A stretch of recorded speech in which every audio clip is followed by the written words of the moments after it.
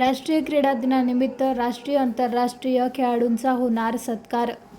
खेळाडूंनी 28 ऑगस्टपर्यंत प्रमाणपत्रांच्या प्रती सादर करण्याचे आवाहन। महाराष्ट्रातील क्रीडा संस्कृतीची जोपासना तसेच जनतेमध्ये क्रीडाविषयक वातावरण निर्माण करण्याच्या उद्देशाने हॉकीचे जादूगार स्वर्गीय मेजर ध्यानचंद यांच्या जयंतीनिमित्त 29 ऑगस्ट हा दिवस देशभरात राष्ट्रीय क्रीडा दिन म्हणून साजरा केला जातो। राष्ट्रीय क्रीडा दिनाचे औचित्य साधून बुलढाणा जिल्ह्यात दिनांक 18 ते 31 ऑगस्ट 2026 या कालावधीत विविध क्रीडा उपक्रमे आयोजित करण्यात येणार आहे। या कालावधीत राष्ट्रीय व आंतरराष्ट्रीय खेळाडूंचा सत्कार तसेच विविध क्रीडा स्पर्धांचे आयोजन मान्यवरांच्या उपस्थितीत करण्यात येणार आहे।